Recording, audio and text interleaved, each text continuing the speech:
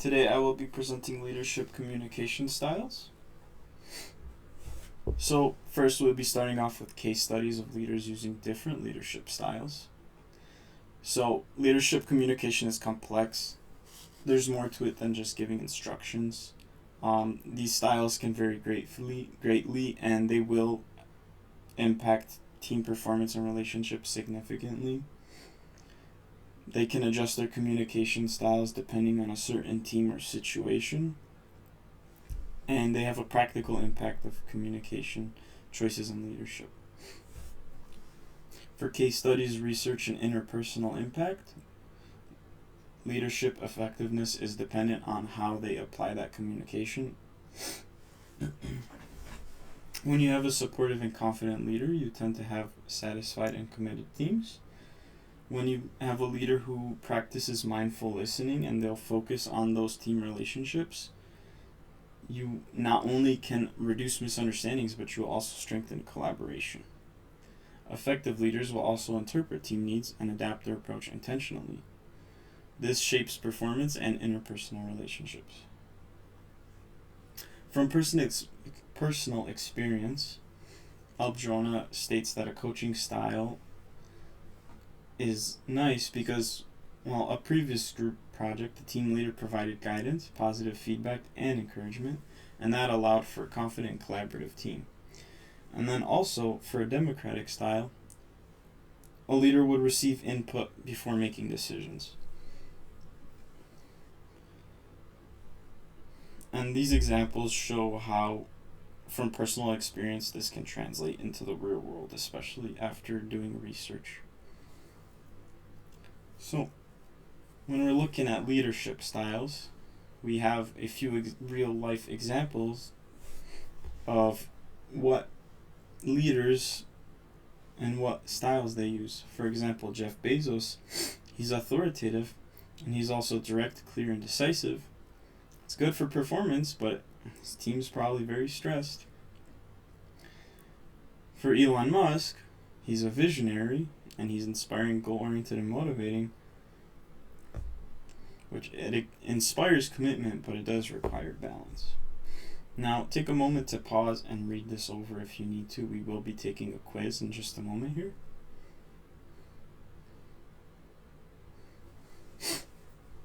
Okay.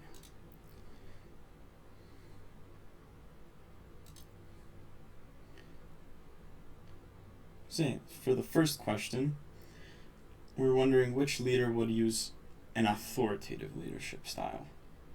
And you can have a few seconds or pause. If you guessed Jeff Bezos, you'd be correct. Now, could you guess which leader follows a coaching leadership style?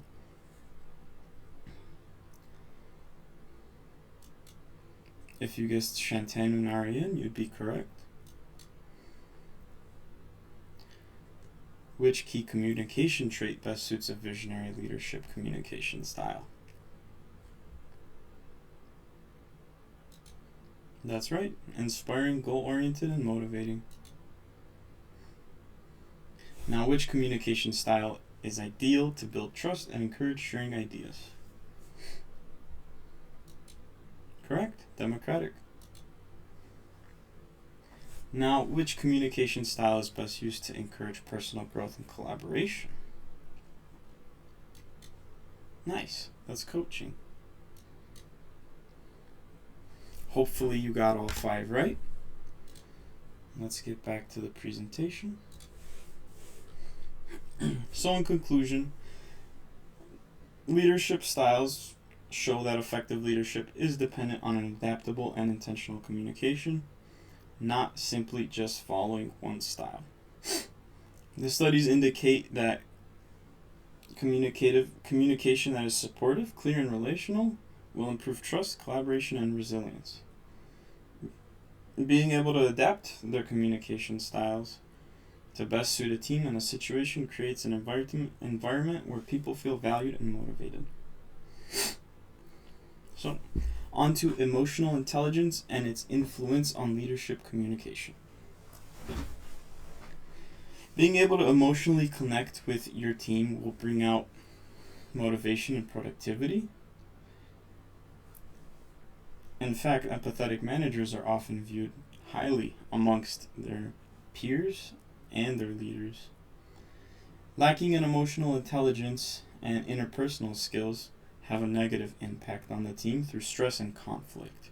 And empathy is a key leadership trait in positively impacting connection and performance within a team.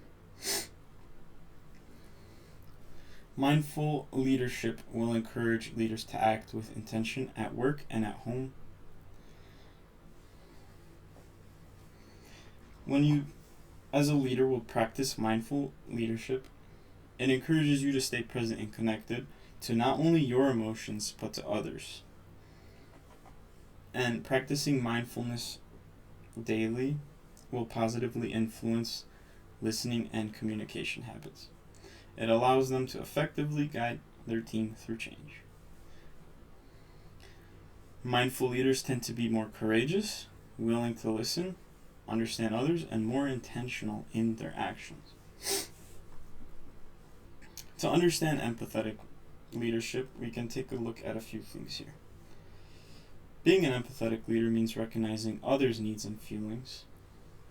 Today's leaders must be more people-focused than ever, and emotional intelligence is key within a team that consists of different cultures, backgrounds, and perspectives.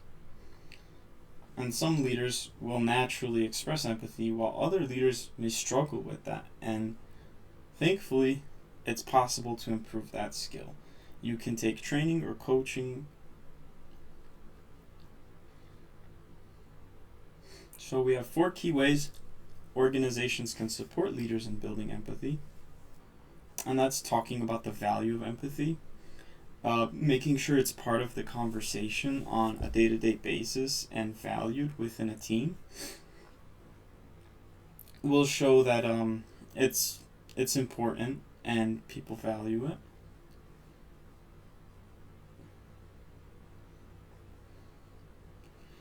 You can also teach better listening skills, and as we learn, active listening helps employees feel heard and supported, and it allows the leaders to understand concerns before they grow into bigger issues. You can also encourage perspective taking. You could do this with role plays or little chats, but essentially it's just encouraging people to see from other people's perspective.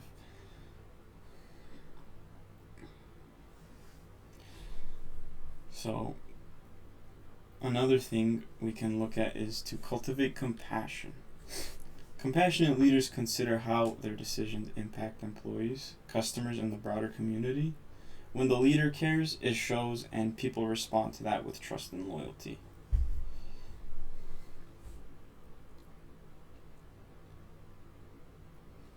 In conclusion, effective leadership depends on being adaptable and intentional.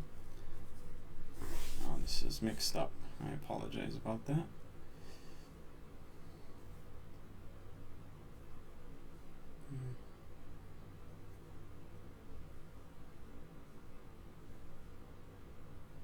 There we go. I'm sorry about that. So, in conclusion, that's also wrong.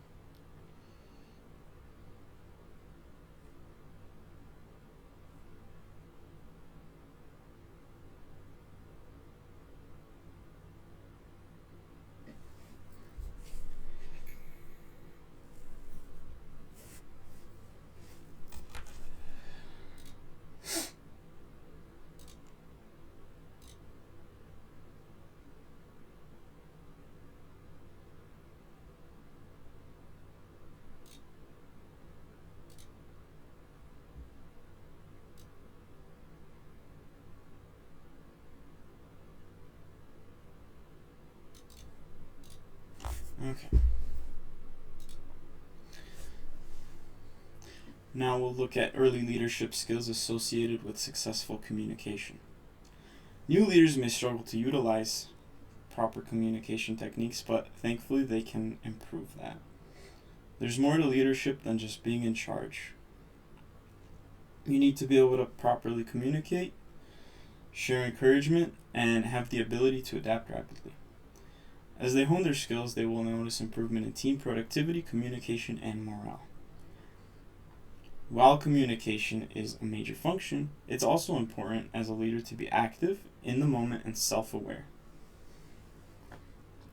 Some tools we can use to improve communication skills. So for communication, it can be adapted to suit a specific group of people. This is good for dealing with differing groups. So let's say you're not always managing the same team, as we touched on earlier.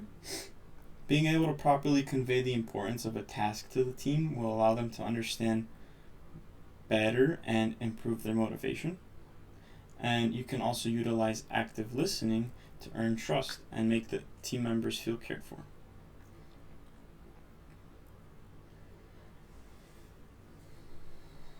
So, from my personal experiences, I found it challenging to communicate effectively, and work suffered because of that when I was a leader. So that's one thing I could take away from all of this. But looking back on some of my managers, one of my managers, he had just about every trait listed here. I mean, they were empathetic, attentive.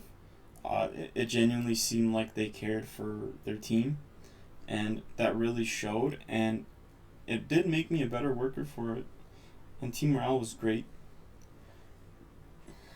Another leader would ignore effective communication and bring a negative attitude to the job, and this led to reduced morale and happiness within the team. And one leader would essentially micromanage their team, and this hurt productivity.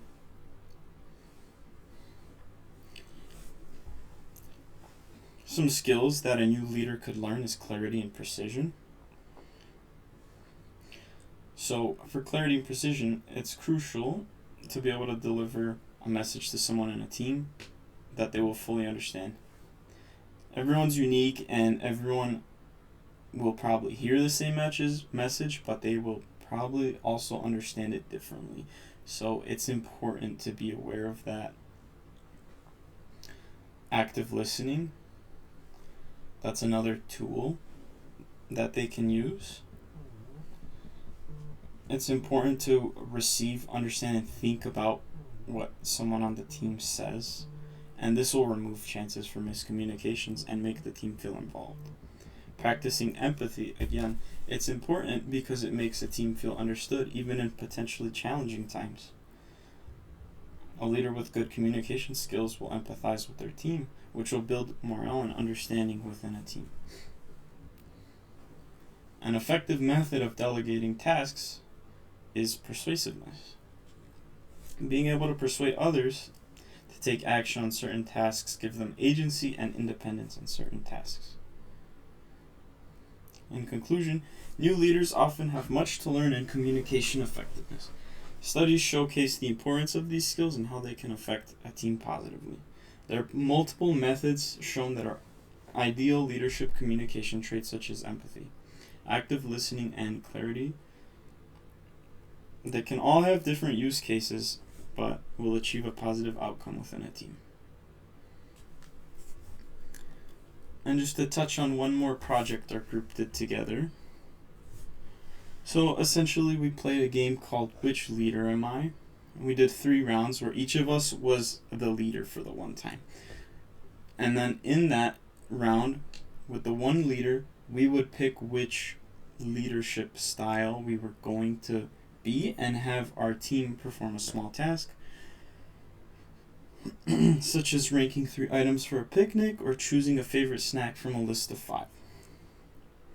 So in my case, I chose to be authoritative, which meant I was very direct, clear, and decisive on what I had wanted them to do. And I could see them getting a little bit frustrated with me, so I felt bad. But it was a good way of showing how these different leadership styles can actually affect your team in person. So that was a great game we played together. But all in all, that is our presentation for leadership communication styles. Thank you for watching. Take care.